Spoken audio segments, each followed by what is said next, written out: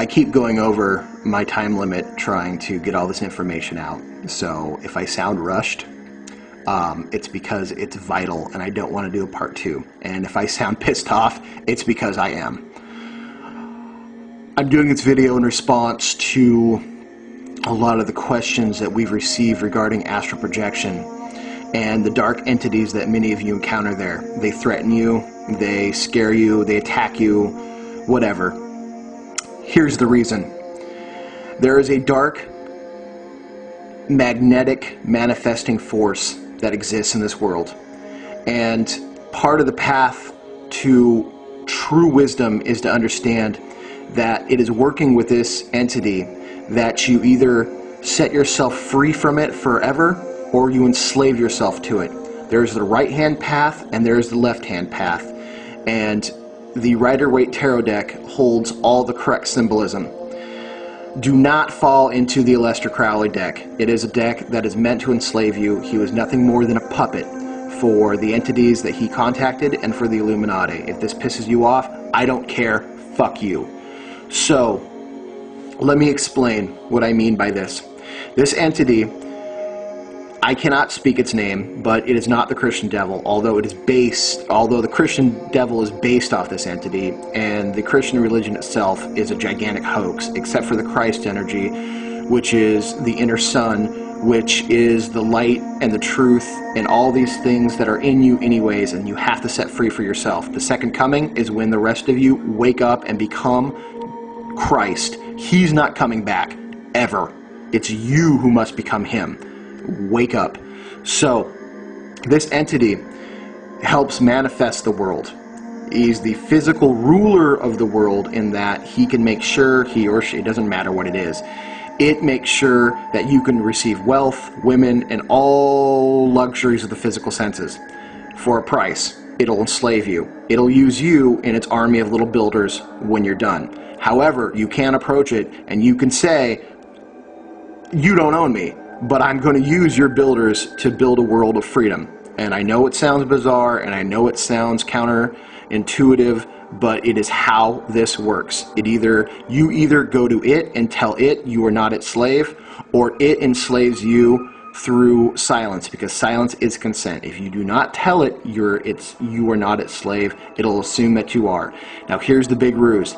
The Illuminati, through walking the left-hand path, has decided that they are going to try to prolong their lives, get as much wealth, as much power as they want, and basically rule you as kings. You are slaves. The reptilian agenda also, these beings are fully aware of this entity, which is not just on this world, but in all the universe, and have chosen to work with it at their inception of their race, which is, I don't know how many eons old.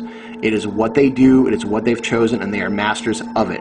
And they have come to this world, they have taught the Illuminati, and the Illuminati are continuing on with their tradition here as their human servants. They believe that when the reptiles come to power, that they will be above human, and everything else, which is us, will be their slaves and their food.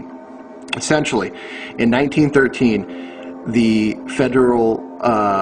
Act of the Federal Reserve Bank was signed. This was a gigantic ruse. It basically said that we will loan you money that we don't have, that we're taking power away from your Congress to print your money. We will loan you all the money that you want at interest as long as every single United States citizen is put up as collateral. You are a social security. That's why you have a social security number. And basically, your sweat, toil, and suffering is what pays them back, because they gave us fake money. Now we have to give them something real in return. The deeper implication is this. Not only do they believe they own your physical body, they also believe they own your spiritual body. They own you completely and fully. So that is why when you awake on the astral plane, there are many, many times dark entities there to scare you away from it, because the astral world is a powerful, liberating experience, and it shows you the gigantic, unlimited potential that you have. That by you taking personal responsibility for you, you can untap unlimited potential for yourself. The Illuminati does not want you to know that, because the smaller, weaker, more fearful you are, the easier it is to keep you docile and a slave.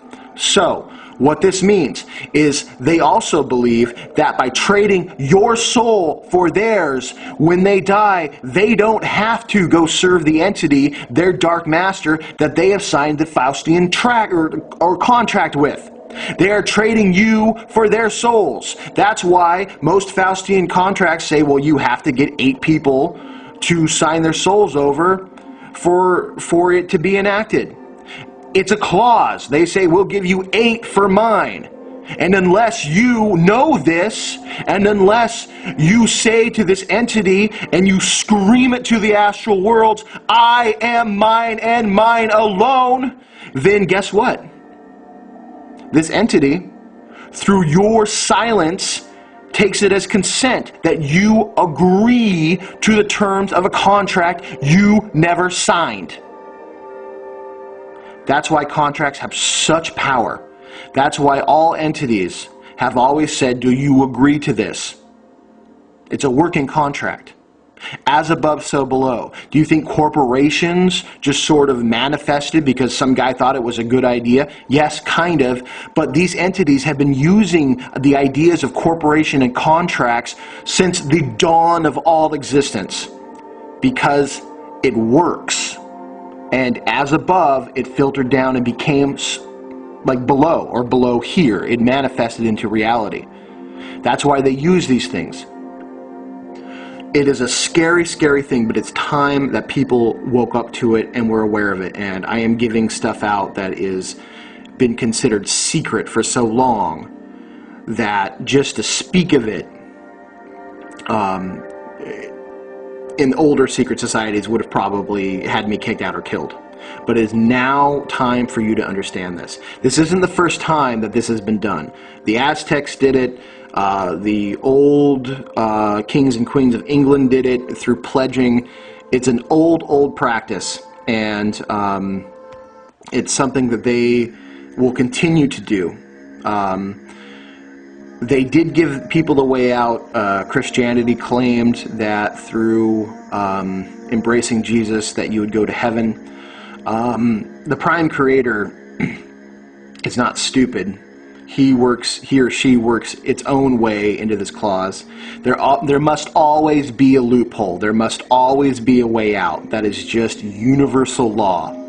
And so I am helping this along. This is information that we have that can help free you from this horrible, insidious plan that you and you alone own your soul. And so by you reclaiming your soul today, right now, that you own it, no one else does, and you live like it, it doesn't matter what happens to you. And you'll find your astral space a lot safer, a lot clearer. Or when you do awake and there is some entity there, you have the full authority to say, get the fuck out, this is my place, nothing owns me.